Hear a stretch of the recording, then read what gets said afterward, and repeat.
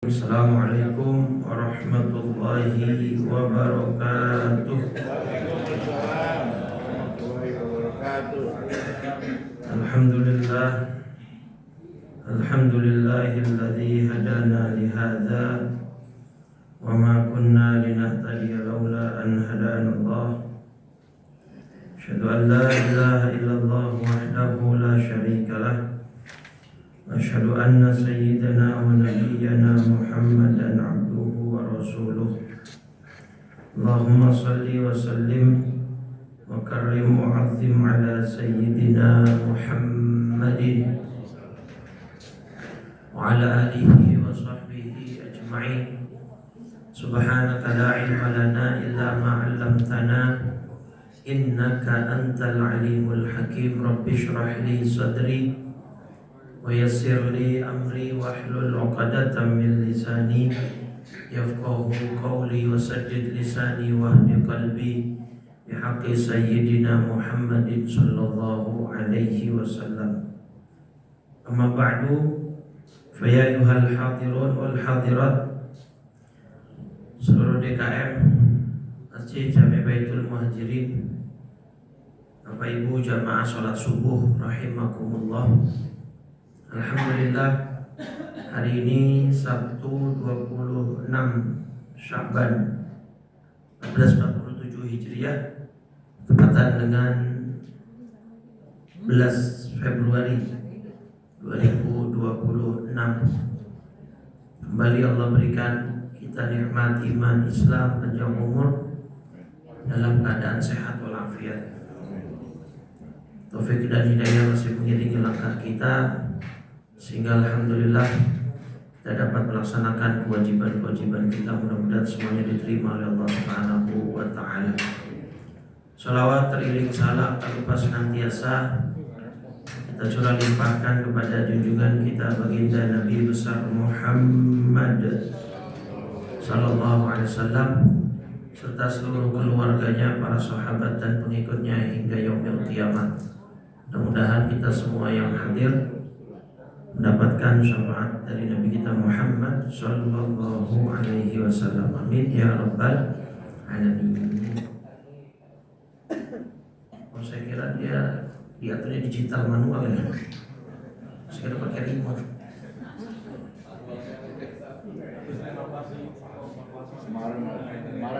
Oh, baru direnovasi plafonnya.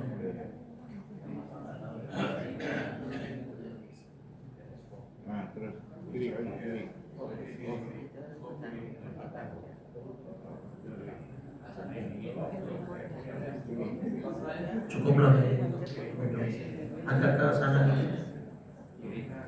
Nah, dan cukup.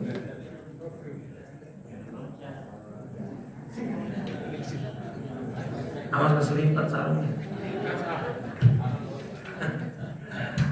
Baik, Bapak Ibu, kita kurang lebih berarti 3-4 hari ke depan akan masuk bulan suci Ramadan. Kalau teman-teman Muhammadiyah sudah fix di tanggal 18 hari Rabu mereka berpuasa, ya. Artinya berarti tanggal 17 malam mereka sudah tarawih.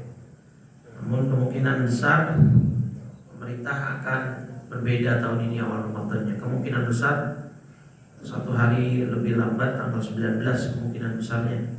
Namun tetap kita tunggu sidang isbat di tanggal 17 sore atau malam nanti, ya.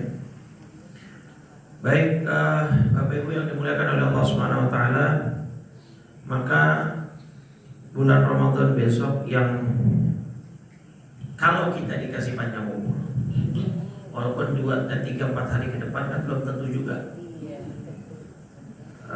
Di lingkungan saya ada 2 orang meninggal, satu makmum masjid depan rumah, satu imam rawatib masjid di Tebet tuh, tempat saya mengisi rutin juga, di Masjid Raya Al-Ittihad. Itu meninggal saat mengimami sholat maghrib. Rakaat kedua baca surat Al-Ikhlas terus tumbang, meninggal dunia. Yang subhanallahnya harusnya beliau bukan malam itu jadwalnya. Beliau malam setelahnya, tapi beliau meminta tukar jadwal di malam itu. Ini yang sesuai dengan hadis Nabi, Bapak Ibu. Idza aradallahu bi'abdin khairan asalahu. Kalau Allah menghendaki seorang hambanya menjadi ahlul khair, yang artinya itu calon penghuni surganya Allah, asalahu, Allah akan membuat akhir hidupnya manis seperti madu. Sahabat tanya, wa ma asaluhu ya Rasulullah, apa yang dimaksud manis seperti madu? Hayyahu li'amalin salihin thumma yaqbiduhu alaihi, atau kama qala Rasulullah SAW. Yaitu caranya Allah menggiring orang ini berbuat amal soleh, terus orang itu dicabut nyawanya saat sedang melakukan amal soleh tersebut. Itu apa yang dimaksud dengan akhir hayatnya dibuat manis seperti madu oleh Allah. Artinya tidak semua orang mendapatkan kesempatan masuk ke dalam bulan Ramadan. Maka besok kalau kita masuk, kalau kita dipanjangkan umur, jangan sia-siakan. Kan kita yang minta ya. Dari bulan Rajab kita doa, Allahumma barik lana fi Rajab wa Sya'ban wa ballighna. Nah, kita yang minta. Karena begini, surat Al-Asr yang menempati urutan ke-103 di dalam mushaf, kan ayat keduanya bilang innal insana lafi khusr. Ini sudah kita lewati sebenarnya dalam tema tafsir ya. Karena ini kita tema tarhib Ramadan. Jadi ini kalau diturunkan menjadi rumus, berarti manusia plus waktu sama dengan rugi. Gitu. Kenapa demikian? Karena waktu nggak bisa berhenti, waktu nggak bisa nungguin kita. Tunggu dong, jangan jalan dulu. Saya mau siap-siap dulu, saya mau berubah jadi orang baik dulu. Saya nggak bisa waktu nungguin kita, apalagi kembali ya ke belakang. Maka kalau waktu ini terus berjalan, sedangkan manusia itu tidak melakukan apa-apa, ya maka sama dengan rugi sekali. Termasuk kalau dia tidak dapat manfaat dunia pun, ya sekalipun. Jadi nggak ada manfaat dunia, nggak ada manfaat akhirat yang dia dapat, ya rugi lah. Makanya ada istilah time is money. Ya, maka karena orang itu memang orientasinya dunia, tapi kan kalau kita insyaallah orientasinya akhirat gitu ya. Kita di tempat pesimis nih, hari Sabtu ini kan long weekend, jangan-jangan Baitul Majid jamaahnya pada jalan-jalan semua nih. Ya kan, biasanya kan akhir-akhir menjelang Ramadan ramai tuh Sabtu, Ahad, besok Minggu, Senin libur, Selasanya tanggal merah gitu ya. Long weekend ini, atau jangan-jangan belum pada sadar nih, jadi nggak pada jalan gitu. Baik, nah maka alhamdulillah ya jamaah Baitul Majid tetap istiqomah, tetap syiarkan masjid ya, insyaallah ini akan menjadi salah satu amal kebanggaan kita di hadapan Allah ini. Karena yang bisa makmur masjid gak sembarang orang. Kayak misalkan ini salah satu jangan sampai kita besok di Ramadan rugi adalah yang mengisi ibadah dengan maksimal kan. Terutama ibadah yang wajibnya, sholat 5 waktunya, puasa Ramadannya itu sendiri. Nah nanti tinggal ditambah dengan yang sunnah seperti tarawih. Itu jangan sampai dianggap remeh tuh, jangan sampai disepelekan, gitu kan? Jadi Allah udah bilang di dalam surat At-Taubah ayat 18, Innama ya'muru masajidallahi man amana billahi wal yawmil akhir. Jadi innama ini artinya apa nih Pak? Kalau inna sesungguhnya, tapi kalau ada maknya itu berubah. Kalau inna kan taukid ya. Inna itu yang artinya sesungguhnya itu untuk penekanan, untuk penguatan. Ininya apa faedah kata inna. Tapi kalau innama bukan buat taukid lagi, bukan buat penguatan lagi, tapi lil hasri, untuk pembatasan. Jadi makanya di sini terjemahannya adalah hanyalah. Kalau katanya adalah hanyalah, berarti ini terbatas apa tidak? Terbatas. Maka Allah bilang, sesungguhnya yang memakmurkan masjidnya Allah hanyalah orang-orang yang beriman kepada Allah dan hari kemudian, hari akhir. Kenapa yang dimention adalah hari akhir, Pak? Karena orang bisa memakmurkan masjid, dia punya harapan untuk kemudian mendapat balasan nanti di hari akhir. Karena orang ke masjid tidak dapat apa-apa, Pak, secara zahir. Kita datang ke sini pulang, ya kita gak mengharapkan apapun yang yang ada di masjid ini, segala macam gitu ya. Ya makanan sarapan kalau ada, kalau enggak kan yang enggak, air juga enggak ada kan gitu ya. Jadi ya maksudnya alhamdulillah saya lebih senang begitu, Pak. Enggak ada apapun tapi jamaahnya membludak gitu. Insyaallah nih saking banyaknya sendalnya sampai keluar-keluar, Pak. Ya alhamdulillah itu kan berarti gerakan iman, Pak. Yang menggerakkan itu iman. Tapi kalau misalkan besok deh bikin nih pengurus DKM itu bikin program sholat subuh atau sholat tarawih deh. Soft pertama itu taruhin amplop, Pak. Oh, itu kejadian, Pak, di Malang ya, Pak ya. Di salah satu masjid di Malang itu tarawih per malam dikasih 50.000, Pak. Per malam, per orang per malam. Jadi bayangin kayanya nih yang ngasih. Tuh ya. Lihat jamaahnya, Pak. Bu, membludak kan? 50.000 per orang per malam. Jadi per malam tuh ya, Pak. Jadi kalau per malam 50.000, kalau dia full nggak pernah absen, dapat berapa? Lumayan buat THR kan? Buat beli baju baru. Udah, Pak. Coba besok Baitul begini. Insya Allah hari kedua langsung bangkrut DKM-nya. Kalau ini yang di Malang ini ada ininya, ada donaturnya, ada orang kayanya gitu ya. Tapi membludak, Pak Ira. Di Aceh juga kalau nggak salah itu 300.000 per orang, Pak. Cuman memang tidak tiap malam, ada satu event, ada orang kaya nyumbang, yang sholat akan dikasih 300.000 per orang. Itu untuk sholat tarawih ya. Itu jam 5 sore saat orang-orang memburu takjil, itu jalanan udah penuh sejadah. Jadi buka puasa aja belum, tapi sejadahnya udah dari jam 5 sore, Pak, sampai ke jalan-jalan. Karena per orang dapat berapa? Makanya tadi gak heran kan, Allah bilang yang bisa memakmurkan. Nah kalau kayak gitu kan memakmurkan cuma sifatnya temporary aja. Ya sifatnya temporal gitu ya, karena memang ada event, karena ada memang hadiahnya. Tapi yang memakmurkan, benar-benar memakmurkan, gak semua orang, Bapak Ibu, hanya yang beriman kepada Allah dan hari akhir. Mudah-mudahan kita termasuk orang-orang yang memakmurkan masjid ya. Iya. Nah maka salah satunya itu Ramadan besok optimalin kesempatan yang Allah kasih. Ya jangan disia-siakan.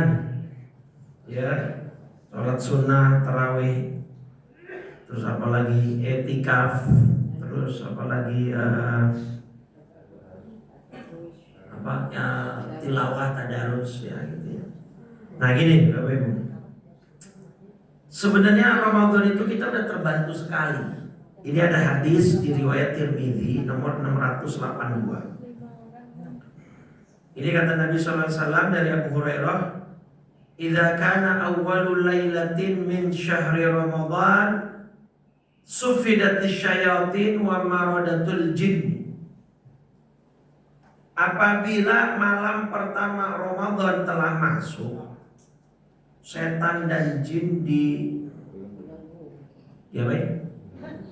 diikat, dibelenggu, dikurung, dirantai, apapun lah itu bahasanya. Ghuliqat abwabun nar, pintu neraka semua ditutup. Falam yuftah minha babun, nggak ada yang dibuka satupun. Wa futihat abwabul jannah, semua pintu surga dibuka. Falam yughlaq minha babun, nggak ada yang ditutup. Nanti kalau dari hadis begini kan udah kita pahamin surga dan neraka berarti udah ada belum Pak? Udah ada. Udah ada, pintunya udah ada, masa pintunya udah ada?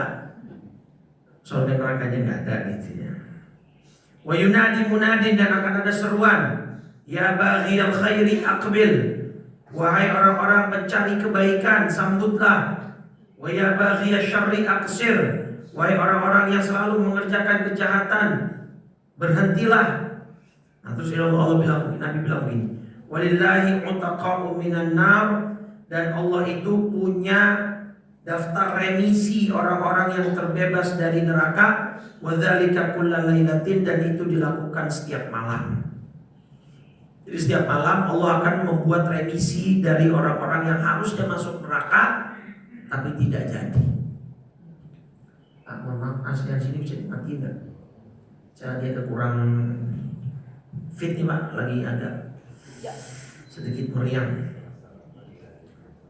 Baik, mohon maaf ya. Aja nggak kedengeran kan? Bisa ya. Jadi gini Pak, di awal itu nggak apa-apa ya, nggak terlalu kencang. Ini yang anginnya tadi kencang banget. Nah, jadi kita tuh sudah terbantu Bapak Ibu dari bahwa setan ini diikat di belenggu. Cuman ada pertanyaan suka yang dilontarkan ke saya, Ustaz, katanya Ramadan setan pada diikat belenggu. Kenapa masih banyak yang nggak puasa? Kenapa masih banyak yang nggak sholat? Jawabannya gimana kira-kira? Banyak ya yang nggak puasa, yang nggak sholat. Makanya yang lucu, dia nggak puasa, dia nggak sholat. Hak seminggu menjelang Lebaran ngechat rumah Pak. Kata temennya, lu ngapain? Oh, Lebaran, puasa kagak, sholat kagak, Lebaran Pak. Nah, kenapa jawabannya Pak? Coba. Kan setannya udah dikurung, udah diikat. Kok masih banyak yang nggak puasa, yang nggak sholat? Jawabannya?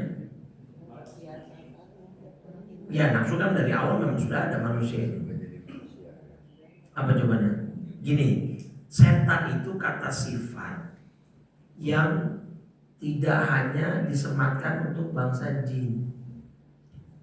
Manusia juga bisa disebut. Betul gak?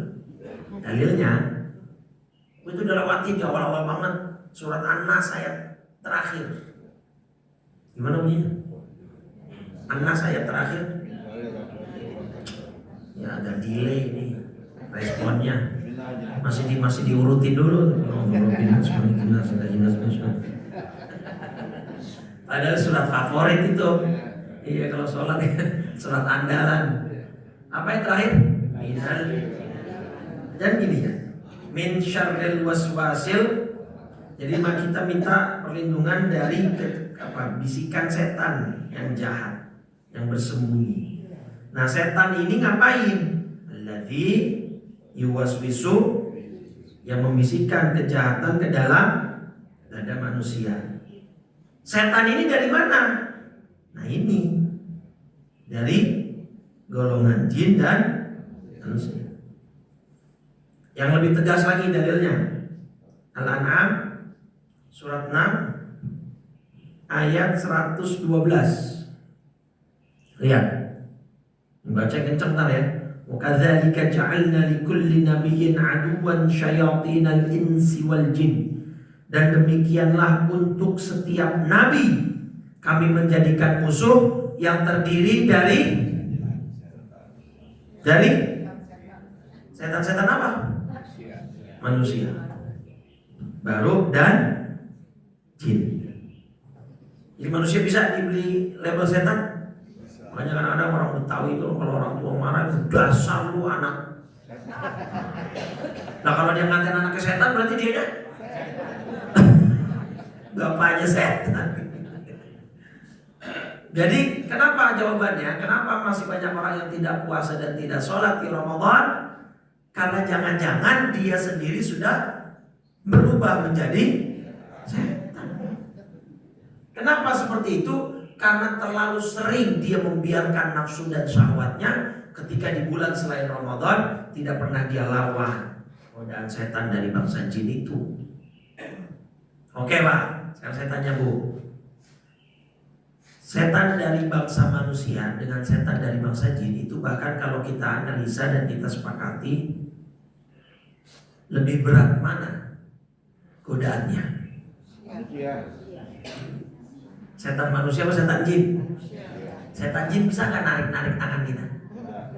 Tapi setan manusia, contoh ada orang puasa, pas di kantor jam istirahat, temennya ngajakin ke ruangan eksklusif. Tahu ruangan eksklusif? Yang ditutup hordeng, yang kelihatan cuman, kok tahu? Pengalaman apa kelihatan? Nah itu ya. Nah kalau setan dari bangsa jin bisa kan narik tangan kita masuk ke situ. Tapi teman kita yang kelakuannya kayak, nah itu bisa kan narik tangan kita, Pak? Maka lebih nyata kan sebenarnya kan godaannya kan dari bangsa manusia daripada bangsa jin. Bangsa jin nggak bisa dorong badan kita, tapi teman kita bisa.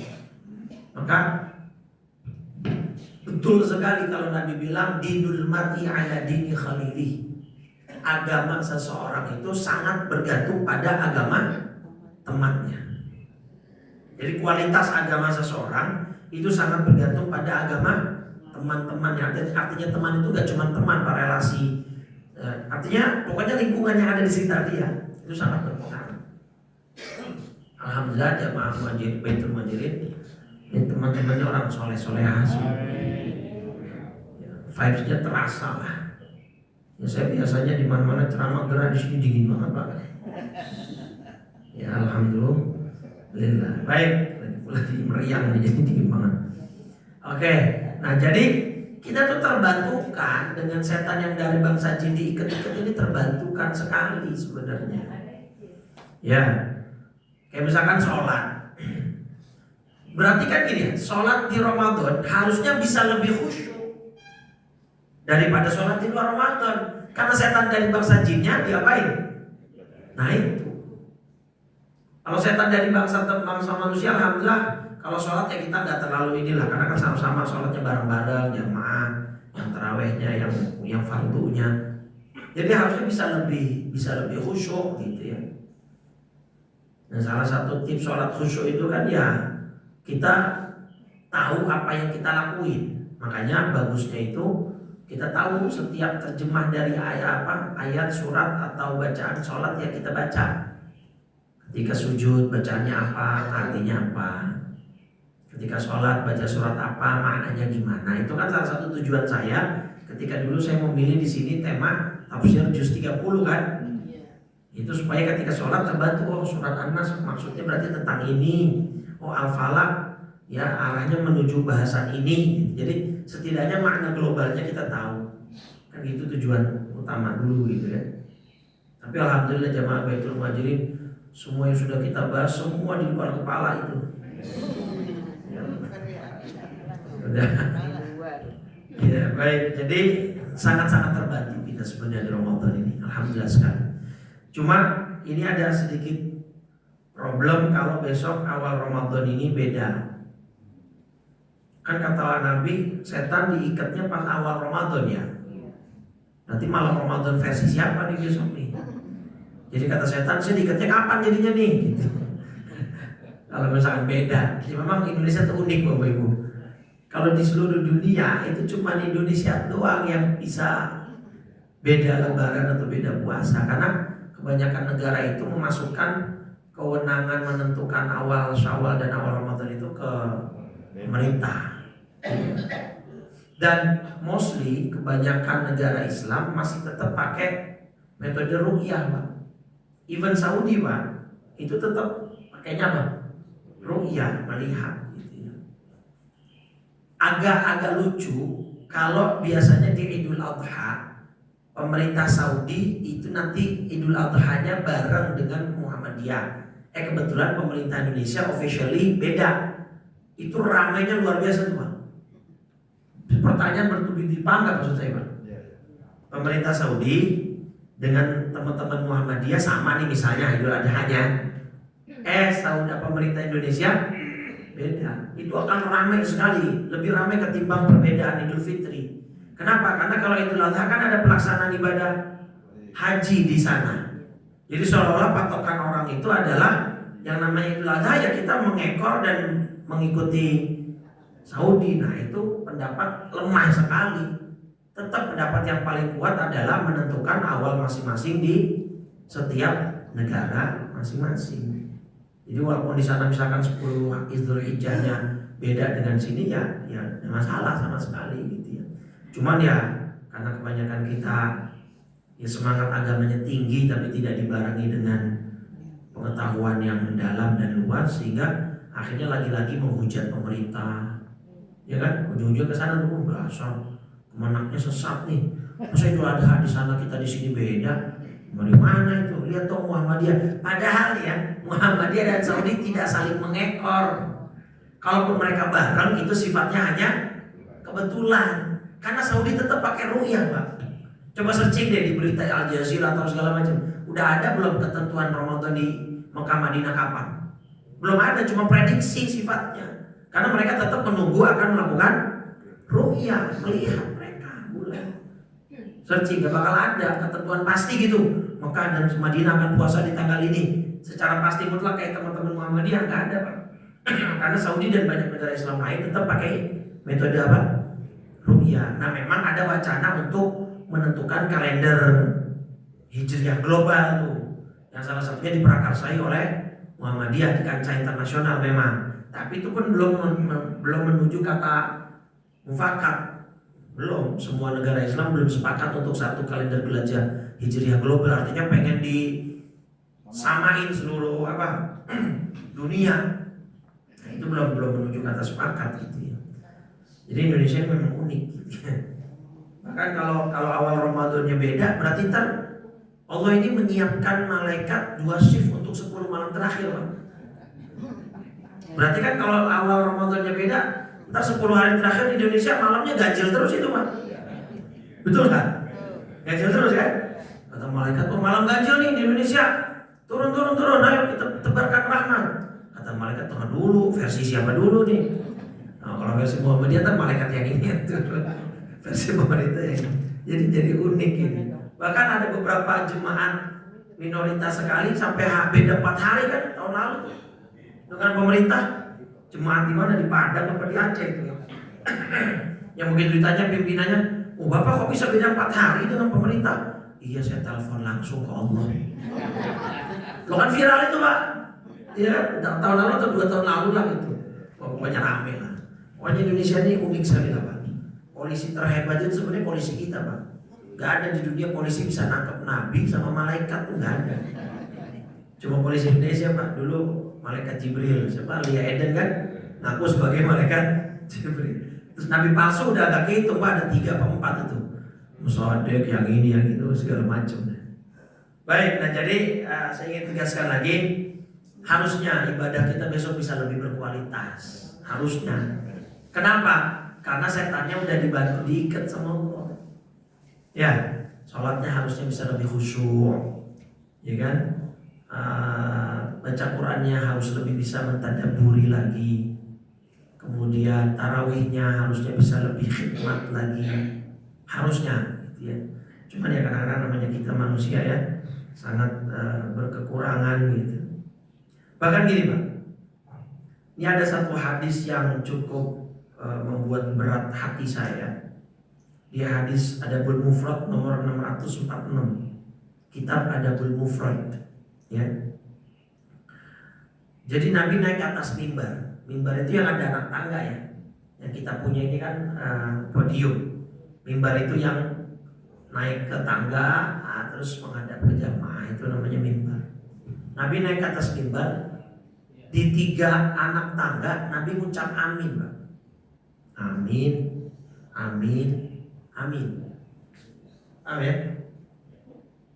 Sahabat bingung, tanya setelah selesai, kenapa ya Rasul? Tadi malaikat Jibril datang. Ngapain? Doa. Doanya apa? Pokoknya jadi doanya ada 3 kata Nabi. Jadi makanya saya aminnya 3 kali. Nah, yang bikin saya berat hati ini. Ini sebenarnya doa jelek buat umatnya Nabi. Padahal kita tahu sekali Nabi sayang gak sama umatnya? Banget apa biasa? Banget. Sampai Allah janjikan dalam surat Ad-Duha gimana? Wala saufa yu'tika rabbuka fatarda. Kelak kau akan diberikan suatu karunia dan anugerah sehingga kamu merasa ridho, merasa puas. Salah satu tafsirannya adalah Nabi baru puas kalau umatnya masuk surga dan terhindar dari. Berarti Nabi gak pernah mau umatnya bernasib buruk kan. Bahkan ketika Nabi diganggu, diancam, bahkan disakitin, itu Nabi gak pengen membalas secara personal. Kalau bukan urusan agama. Nabi dilempari batu oleh penduduk Taif, Nabi ditaruh jeroan ya, hewan di atas kepala.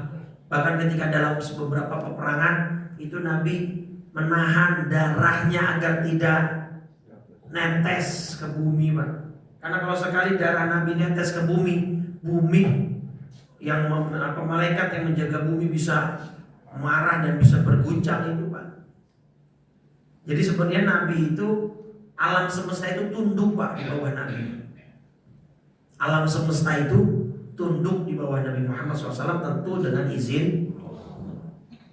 Dalil yang paling kuat, Bapak Ibu tahu ketika Isra Mi'raj Nabi sampai kemana?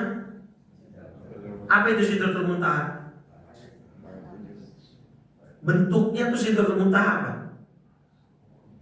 Ya kan, ayat 14 surat An-Najm, inda sidratil, apa Sidratul Muntaha itu?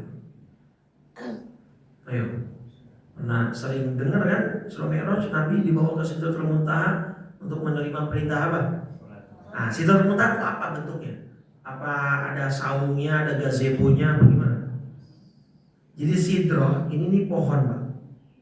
Ya, sidroh ini pohon bidara. Jadi bentuknya ini pohon. Muntaha itu artinya ujung atau puncak.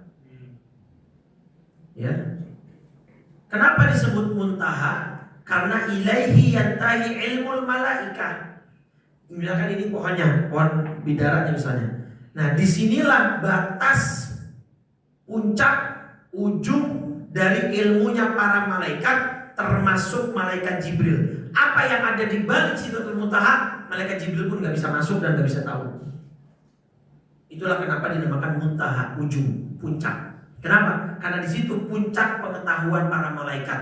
Apa yang ada di balik Sidratul Muntaha, di balik pohon itu gak ada yang tahu para malaikat, termasuk malaikat Jibril alaihissalam. Bahkan malaikat Jibril mengantar Nabi cuma sampai depannya kan, gak mampu beliau masuk, dan memang tidak diizinkan oleh Allah untuk masuk. Satu-satunya yang diizinkan masuk cuma siapa? Nabi kita Muhammad SAW. Jadi luar biasa Nabi kita. Nah, balik lagi, berarti Nabi itu sayang betul kan sama umatnya kan? Nah, ini 3 doanya malaikat Jibril, doa keburukan semua buat umatnya Nabi. Kok diaminkan? Dapat poinnya? Kalau memang Nabi sayang sama umatnya, kenapa doanya malaikat Jibril yang isinya jelek, yang notabene mendoakan buruk untuk umatnya Nabi, kok sama Nabi diaminkan? Apa salah satu doanya? Yang nomor 2, raghima anfu abdin dakhala alaihi Ramadan lam yughfar lahu. Celaka seorang hamba apabila dia masuk bulan Ramadan tetapi dia tidak mendapatkan ampunan dari Allah. Nabi bilang amin. Kok berarti Nabi mendoakan celaka umatnya dong? Padahal kan Nabi sayang banget sama umatnya. Nabi cinta betul sama umatnya. Kenapa Nabi mengaminkan yang isinya doa mencelakai umatnya sendiri? Apa kata ulama Bapak Ibu? Iya, karena kalau ada orang di Ramadan gak dapat ampunan Allah, itu sudah terlalu.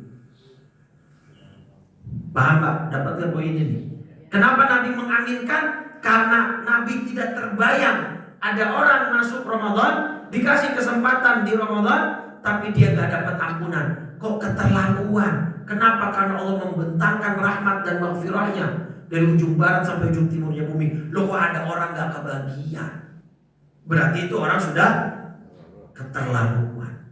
Andaikan di Ramadan dia cuma ngerjain yang wajib-wajibnya aja Pak, sholat 5 waktunya beres, puasa Ramadannya cakep, ya, sembari dia jaga dari hal-hal yang dilarang gitu, yang bisa menggugurkan pahala puasa ini, cukup sebenarnya dapat ampunan.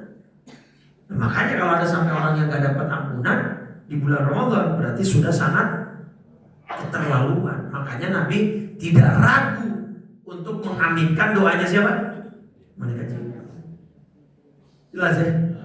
Keterlaluan sekali kalau ada orang tidak dapat ampunan.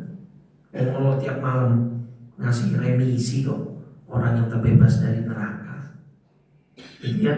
Nah, jadi maksud saya kok rugi sekali kalau ada orang gak dapat rahmat dan ampunan Allah di Ramadan ini. Terus gini, kan kita sudah terbantu sekali di Ramadan dengan setannya diikat. Nafsu kita juga kan berkurang ya Bapak Ibu, karena kita kan nggak makan dan minum kan. Salah satu penyebab nafsu kita tinggi itu kan asupan makanan kan. Karena hormon-hormon seperti hormon libido, hormon testosteron itu kan berproduksi baik kalau memang kita punya cukup asupan.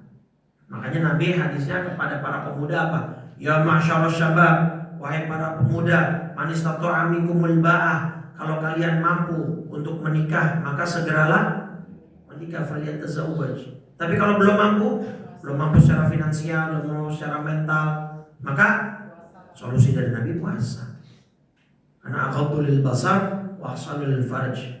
Puasa itu wijak, benteng yang bisa menundukkan pandangan dan bisa mengendalikan hasrat seksualnya dia. Nah, maka puasa ini menjadi salah satu sarana terbaik lah untuk kita. Nah, kalau Ramadan saja sudah sebegitu didesain oleh Allah untuk bisa ibadah dia nggak mampu, terus mau kapan lagi? Betul nggak? Karena saya tanya gitu, puasa sunat Syawal berapa hari? Nah, Ramadan 29 atau 30. Saya tanya, mana yang lebih berat? Syawal atau Ramadan? Nah, coba Syawal 6 hari apa Ramadan yang 29 30 hari? Mana yang lebih berat? Kenapa Syawal lebih berat? Setannya udah pada dilepasin. Satu. Iya dong. Udah gitu setannya nambah lagi. Ada setan opor, setan mie ayam, setan berbentuk bakso gitu. Satu. Tapi yang lebih mendasar sebenarnya bukan itu, Pak. Apa yang lebih mendasar? Suasana ibadahnya sudah gak ada. Kalau Ramadan kita bisa 29-30 hari karena bareng-bareng. Betul gak? Makanya di beberapa daerah Jawa ada istilah lebaran ketupat atau lebaran kupat. Itu tanggal berapa? 8 Syawal. Karena tanggal 2 sampai tanggal 7 mereka bareng-bareng puasa satu kampung. Baru nanti mereka kelilingnya di tanggal 8 Syawal. Kalau kayak gitu kan enak ya, terbantukan. Dan saya mengalami betul 5 tahun ketika saya di Hadramaut Yaman, itu di sana tradisinya begitu Bapak Ibu. Jadi habis sholat Idul Fitri pulang kita tidur lagi, karena semalam habis begadang takbiran kan, begadang takbiran ngantuk sampai kemudian sholat Idul Fitri, istirahat sampai menjelang zuhur, tidur lagi. Kenapa? Karena malamnya persiapan mau ngapain? Sahur lagi. 5 tahun di sana tuh begitu saya, dan memang terbantu sekali. Gitu. Jadi nggak pernah skip itu puasa sunat Syawal, karena dilakukannya satu kampung barengan. Nah kalau di Jakarta nggak bisa kita begitu, Pak. Jangan satu RT, satu RW, satu kampung disuruh puasa bareng. Satu rumah suruh puasa bareng aja susah. Betul nggak, Bapak Ibu? Nah, kita puasa akhirnya sendirian kan. Akhirnya tiba-tiba anak kita beli mie ayam, beli bakso, godanya berat itu. Belum lagi yang pulang kampung segala. Akhirnya banyak yang orang tidak melaksanakan puasa sunnah, padahal pahalanya besar sekali. Man shoma Ramadhana tsumma atba'ahu bi sittin min Syawal fa ka'annama shoma dahra. Orang yang puasa Ramadan kemudian dia iringi dengan 6 hari sunnah Syawal, seolah-olah dia puasa dalam 1 tahun. Nah, jadi Ramadan Ramadan itu yang bikin kita bisa enteng ngelakuin ibadah karena suasananya Pak berubah. Sampai jam kantor aja berubah kan? Disesuaikan. Jam program TV aja berubah kan? Kalau nggak Ramadan mana ada TV live jam 2 pagi, jam 3 pagi dini hari. Jadi semuanya berubah, suasananya tuh hidup buat ibadah. Makanya kita agak terbantukan untuk ibadah di Ramadan. Jadi fastabiqul khairatnya benar-benar hidup gitu loh.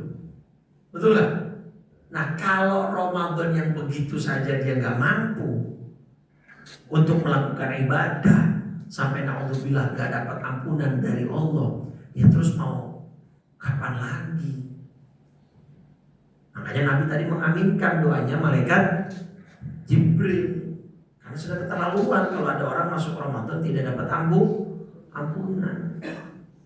Terakhir sebagai penutup, ya, Nabi itu bilang puasa itu pahalanya tak terbatas Bapak Ibu.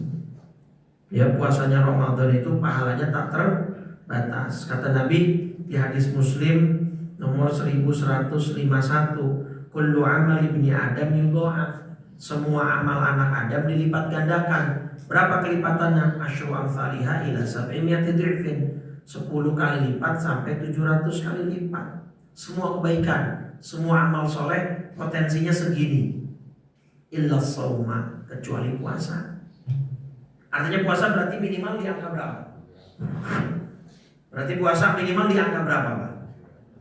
701 sampai tak terhingga. Kenapa begitu? Allah bilang fa innahu li, karena puasa itu untuk aku. Pertanyaan saya Bapak Ibu, kenapa Allah sampai ngomong puasa itu untuk aku? Emang ibadah lain yang kita lakukan, kita peruntukkan dan kita persembahkan buat siapa? Bapak Ibu sholat buat siapa? Persembahannya buat Allah kan? Makanya dalam doa kita, inna sholati wa mahyaya wa mamati lillah. Kenapa sampai puasa? Sampai Allah mention puasa buat aku. Seolah-olah buat ibadah yang lain gak buat Allah. Karena puasa itu ibadah satu-satunya yang sangat sulit kemasukan riya. Jadi orang kalau ada orang benar-benar puasa, itu berarti benar-benar buat Allah Pak. Karena hampir sulit kena riya puasa itu. Coba gimana cara orang riya puasa, pamer puasa tuh gimana Pak? Kalau pamer sholat bisa kan? Bisa. Ya, sholat tahajud udah benar-benar bagus, aku pakai live streaming. Live streaming dia online segala macam, akhirnya bisa kena riya. Makanya kata Nabi, afdhalus sholatil mar'i sholatuhu fi baitihi, sebaik-baiknya sholat seseorang di mana? Di rumahnya. Illal maktubah, kecuali sholat wajib, baru di masjid kan gitu. Karena salah satu alasannya supaya rumah tidak jadi kuburan. Dan yang kedua, kalau sholat sunat di rumah itu jauh dari riya. Kalau sholat fardu mah kan susah riyanya Pak, karena jumlah rakaatnya sama. Ada gitu orang sholat subuh misalnya, saya dong sholat subuh saya 3 rakaat, kamu cuma 2. Kan orang gila ini Pak, sesat gitu kan. Gak ada. Tapi kalau sholat sunat, ada yang sholat, ada yang tidak. Yang sholat pun ada yang jumlah rakaatnya banyak, ada yang sedikit, dan seterusnya. Puasa, gimana cara pamer puasa? Susah. Bukan gak mungkin ya, tapi susah. Kamu bisa pura-pura lemes. Ya orang belum gajian juga lemes Pak. Orang sakit juga lemes gitu. Pucat itu, orang pucat juga, orang sakit pucat. Jadi susah lah. Lihat makanya kayak misalkan ibu-ibu, suaminya kerja, anak-anaknya sekolah kuliah, bisa gak dia di rumah terus makan? Bisa kan? Gak ada orang sepi. Yang bapak-bapak juga tadi itu berangkat kerja, jam istirahat masuk ke kantin, pas pulang bininya tahu gak? Gak tahu, kecuali pas dia pulang di giginya masih ada sisa. Kata bininya, Bang perasaan tadi kita sahur gak makan cabai, gigi kamu ada cabainya, ya baru ketahuan. Kalau gak gitu gak ketahuan. Artinya benar-benar kalau ada orang puasa, berarti dia puasa buat siapa? Buat Allah. Karena peluang untuk dia batal itu sangat banyak, tapi dia tahan. Makanya karena puasa sangat rahasia antara Anda dengan Allah, pahalanya pun dirahasiakan oleh Allah. Seperti besarnya. Jelas ya? Nah, baik. Mudah-mudahan puasa Ramadan besok kita bisa lebih khusyuk, bisa lebih khidmat, baik puasanya, sholatnya ya, bisa kita tingkatkan kualitasnya karena kita sudah terbantukan sekali. Jadi mudah-mudahan itu menjadi sarana yang terbaik buat kita semua. Baik, itu saja. Ada pertanyaan? Ya. Assalamualaikum warahmatullahi wabarakatuh. Salam. Doanya malaikat Jibril di tangga pertama, kalau tangga ketiga Yang belum tadi dibahas. belum dibahas. Oke, baik. Tangga pertama itu gini doanya. Rohima anfu abdun adroka abawaihi au ahadahuma lam yudkhilul jannah. Celaka orang yang mendapati kedua orang tuanya masih hidup atau salah satunya, tapi dia masih nggak bisa masuk surga. Tahu nggak poinnya? Artinya keterlaluan lagi kalau ada seorang mendapati orang tuanya masih hidup, dua-duanya atau salah satunya, tapi dia nggak bisa juga masuk surga, kebangetan. Karena tiket surga tercepat, kalau bahasa Dufanya fast track, ada jalur cepat Bapak Ibu masuk surga adalah lewat bakti pada orang tua. Loh, kok ada orang mendapati orang tuanya hidup, salah satu atau keduanya, tapi masih juga belum bisa masuk surga? Celaka orang begitu. Nabi bilang amin. Yang ketiga, nah ini rohima anfumrein, celaka orang yang dzukirta indahu, yang namamu disebut di sisinya, falam yusolli alaika, tapi dia tidak bersolawat kepadamu. Pelik berarti Pak, keterlaluan. Ada nama Nabi Muhammad SAW disebut, dia tidak bersolawat, tidak menyambutnya dengan solawat. Padahal nama engkau disebut, dia mendengar dengan telinganya, dia tidak bersolawat, baik secara lisan ataupun di dalam kalbunya, dia tidak sambut dengan solawat. Celaka orang semacam itu. Nabi bilang amin. Nah itu Pak. Nah, 3 jenis golongan ini keterlaluan. Ketimbang solawat aja pelit. Nabi Muhammad SAW aja sayang banget sama kita, makanya Nabi bilang amin. Gitu ya. Jadi solawat ini menjadi salah satu zikir istimewa. Karena beritanya jelas ya, surat Al-Ahzab itu ayat 56 atau 51. Ya innallaha wa malaikatahu yusholluna 'alan nabi ya ayyuhalladzina amanu. Menjadi istimewa Bapak Ibu. Maka setiap ada nama Nabi disebut, sholawat ya, walaupun gak bersuara, minimal di dalam hati. Ada di hadis lain Nabi bilang, orang terpelit adalah orang yang nama aku disebut di sisinya, tapi dia tidak pernah sholawat kepada aku. Sallallahu alaihi wasallam. Ya, itu dia. Baik. Jadi 3 doa ini memang untuk orang-orang yang keterlaluan semua. Ya, orang-orang yang keterlaluan semua. Punya orang tua tapi masih belum masuk surga. Berarti kan keterlaluan. Orang tuanya diapain selama ini? Bahkan di NTB kemarin ada seorang ibu dibunuh sama anak kandungnya. Jasadnya dibakar di tumpukan sampah. Bukan dikuburin, bukan dimakamin. Makanya di Pak setan itu sebenarnya sekarang tuh banyak yang klarifikasi, Pak. Setan ini selalu disalahkan sama manusia, di BAP polisi. Kamu kenapa melakukan kejahatan ini? Ada bisikan gaib, Pak. Kata setan, siapa yang bisikin lu? Bahkan sekarang mungkin setan Pak dari bangsa jin ngelihat kelakuan beberapa manusia, istighfar Pak. Astagfirullah, setanan dia. Kata setan itu. Nah itu bayangin ibu kandung dibakar. Di bangsa jin gak ada kasus anak jin ngebakar emak jin. Gak ada Pak. Bener itu. Bahkan di kasus di mana tuh, Mojokerto apa di mana itu yang pasangan anak muda belum nikah tapi sudah satu rumah, terus cekcok, yang cowoknya membunuh yang ceweknya, terus jasad ceweknya dimutilasi 500 potong. Coba bayangin. Itu setan geleng-geleng Pak. Gila manusia ini. Makanya setan itu klarifikasi Allah. Ya Allah bener dah, saya gak godain dia. Nih ada ayat ini Pak, kata Allah dalam surat Qaf. Kata setan nih di ayat 27 surat Qaf, qalu qala qarinuhu, setan yang selalu menyertai manusia itu berkata, Rabbana ma atghaitu, ya Allah, saya enggak nyesatin dia. Walakin kana fi dhalalin ba'id, emang dia sendiri yang udah sesat. Tuh kata setan.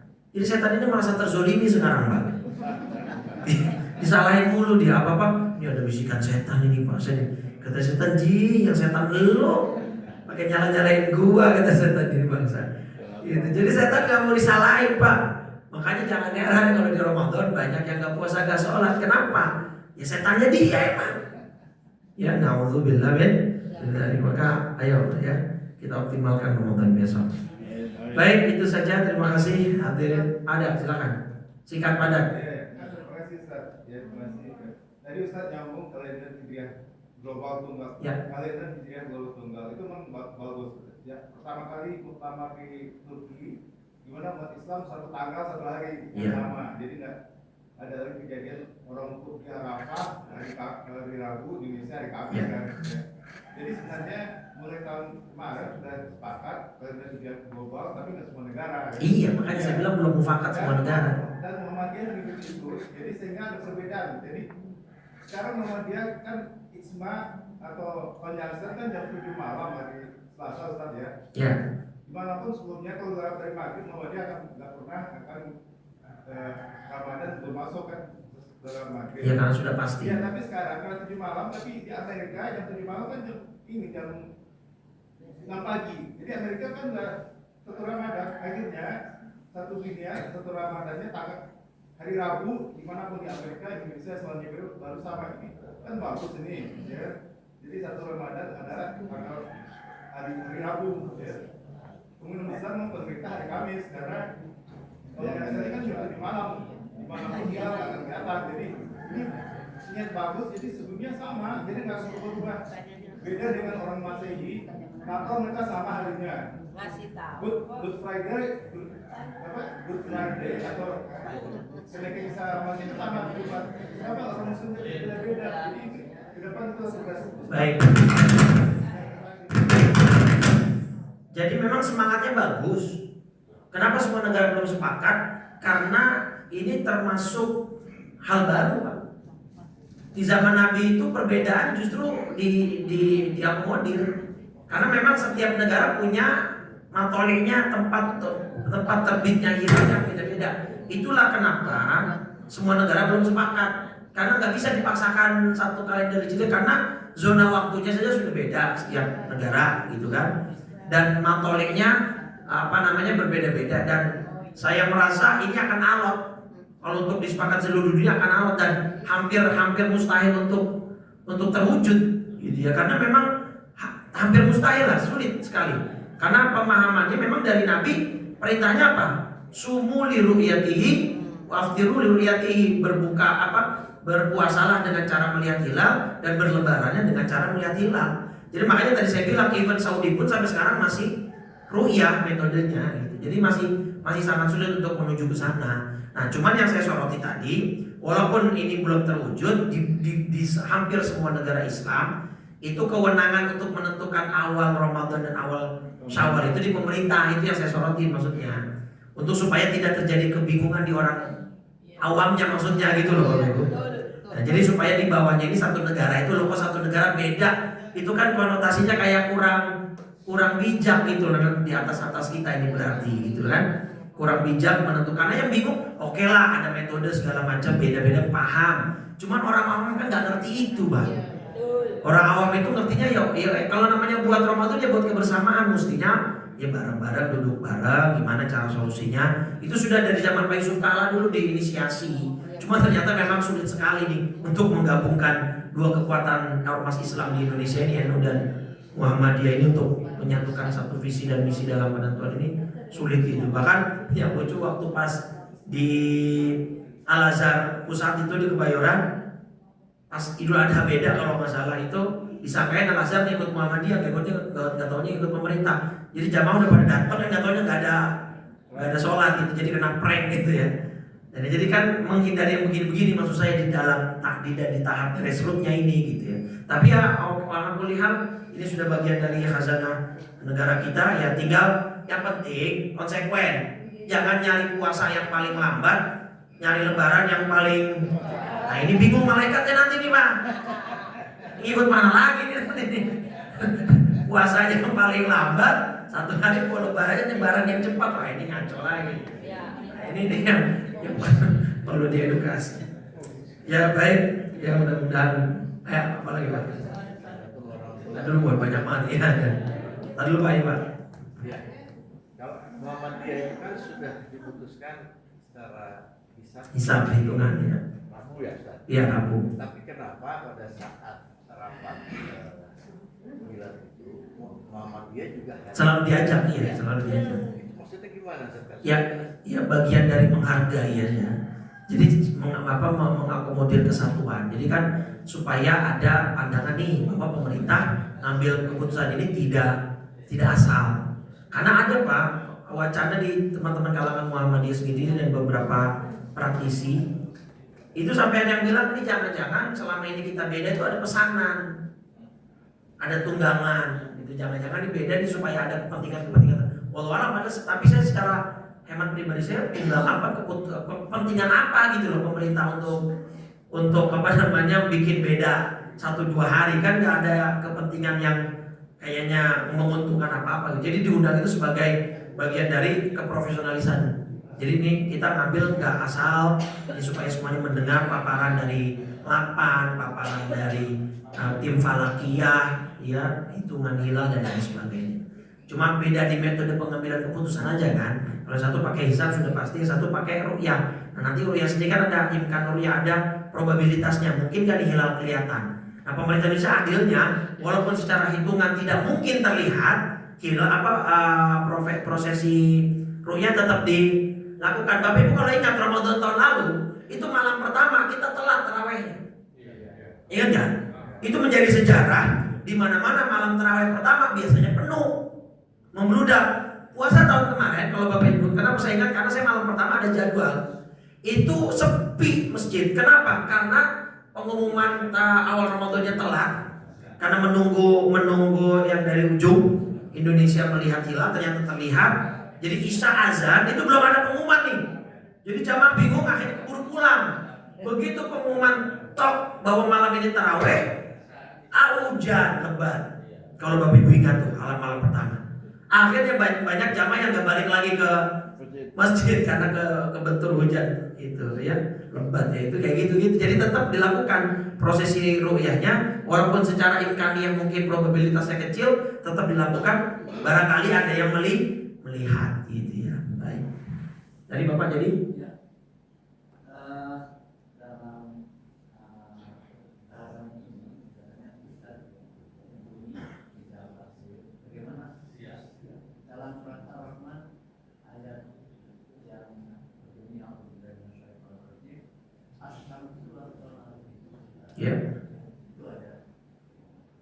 Apa yang maksudnya apa ayat? Terkait dengan apanya? Terkait dengan ini penentuan tadi awal bulan itu Hijriah maksudnya. Ya. Jadi gini Pak, Bu. Dalam Islam penentuan awal bulan itu dengan melihat apa? Dengan melihat bulan. Kalau waktu sholat dengan melihat apa? Matahari kan. Makanya sholat maghrib ketika matahari terbenam. Sholat zuhur ketika matahari sudah tergelincir dari istiwa. Istiwa itu benar-benar di atas di atas kepala. Nah tergelincir sedikit berarti masuk waktu zuhur. Itu kan pakainya apa? Matahari. Berarti matahari. Nah dari ayat tadi dalam surat Ar-Rahman ayat ke-5, asy-syamsu wal qamaru bihusban, matahari dan bulan beredar menurut perhitungannya, ya tadi Pak. Jadi ini tentunya berbicara tentang ayat kauniyah ya, tentang kebesaran Allah, tentang matahari dan bulan punya orbitnya masing-masing dan seterusnya. Nah tetapi ini juga menjadi landasan sebagaimana setiap negara, nah nanti baliknya ke penentuan itu Pak, awal bulan. Sebagaimana setiap negara waktu sholatnya beda-beda sesuai dengan matahari yang ada di negara itu, maka penentuan awal bulan pasti beda-beda sesuai edaran bulan yang mengitari negara tersebut. Sekarang saya tanya, sekarang di Saudi sudah wajib sholat subuh belum? Di Saudi sekarang minus 4 jam. Sudah waktu sholat subuh belum? Kan belum kan? Baru jam 5, 4, 3, baru jam 2, setengah 3 di sana. Sudah wajib sholat subuh belum? Belum. Kita di sini sudah lewat bahkan. Nah, maka apakah bisa kita samakan sholat subuh di sana dengan waktu sholat subuh di sini? Nah, itu karena setiap matahari beredar di negaranya masing-masing melintas dengan waktu yang sama. Itulah kenapa tadi saya bilang agak sulit mewujudkan kalender global hijriah, karena setiap bulan juga melintasnya beda-beda. Kadang mungkin di sini kelihatan, kadang mungkin di sana nggak tertutup awan, tidak terhalang oleh mendung. Nah, begitu lewat di negara kita terhalang oleh awan. Jadi banyak sekali faktornya. Itu jadi memang matahari dan bulan ini menjadi dua makhluk Allah yang sangat bermanfaat bagi manusia untuk penentuan waktu ya. Karena ada solar system, ada lunar system. Ya kan? Bahwa kalau kita dalam Islam itu kan sebenarnya pergantian hari itu kan di jam maghrib ya, jam 6 sore. Jam maghrib lah. Kalau di solar system kan jam 12 malam gitu kan. Nah, itu kan sebenarnya juga bisa melihatlah kita bahwa dalam Islam ya yang bagus ya memang ganti hari itu malam yang benar gitu ya. Tapi ya oke lah, ala kulli hal ini ayat bertujuan untuk menyadarkan manusia bahwa makhluk Allah yang bernama matahari dan bulan itu sangat berguna bagi kehidupan manusia, dan Allah menunjukkan kekuasaannya bahwa dua benda langit ini yang menjadi penentu manusia akhirnya bisa menentukan waktu, skala sejarah, kalender dan seterusnya ya. Baik, wallahu a'lam bishawab. Terima kasih Bapak Ibu. Mohon maaf jika ada salah dalam perkataan dan sikap. Mudah-mudahan kita panjang umur, sehat walafiat, dan kita bisa masuk Ramadan dengan keadaan sebaik-baiknya. Kita akhiri dengan 3 kali kalimat tauhid dan doa kafaratul majlis. Qala Rasulullah sallallahu alaihi wasallam, afdhalul dzikri fa'lam annahu la ilaha illallah.